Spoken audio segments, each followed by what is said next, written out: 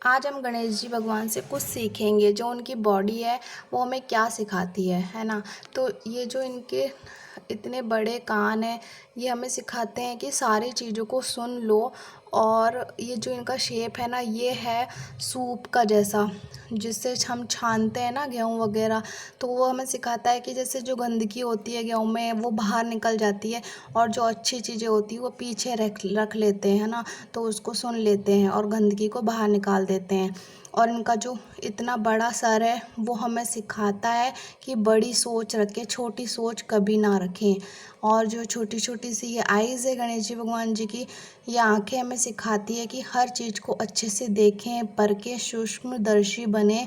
अच्छे से चीज़ों को देखनी चाहिए, फिर ही डिसीज़न लेना चाहिए। और जो इनका ये हैंड है, ये हमें बताता है कि मैं हमेशा आपके साथ हूँ, मैं हमेशा आप सबको ब्लेसिंग दे रहा हूँ। हमेशा हमको गणेश जी भगवान ब्लेसिंग देते हैं। और जो इनकी ये ट्रंक है इतनी लंबी, ये हमें बताती है कि जो भी बुरी चीज़ें हैं, जो भी गंदी चीज़ें बोली जा रही है, उन सबको अंदर ले लो और पेट में पचा लो।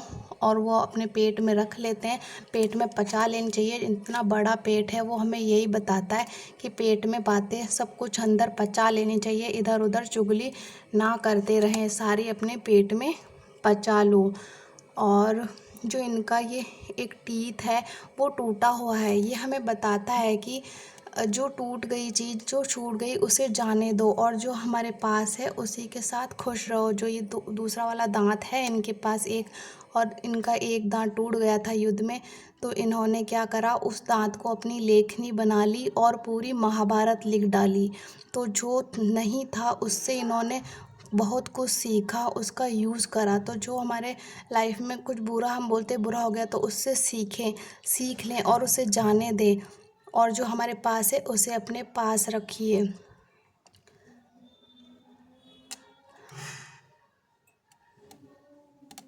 और जो इनका ये नेक है वो हाथी का जैसा शेप में है, वो हमें सिखाता है कि जो भी आपको मिले उस चीज़ को जीवन में स्वीकार कर लो। इनकी गर्दन कट गई थी, काट दी थी, आपने वो कहानी तो सुनी होगी, जो शिव जी ने काट दी थी इनकी गर्दन।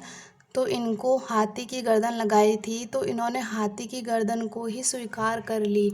तो हमें ये बताते हैं कि जो भी जीवन में आपको मिल रहा है उसे स्वीकार कर लीजिए।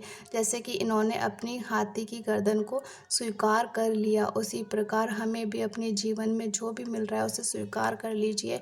जो कहते हैं ना, जो होता है अच्छे के लिए होता है।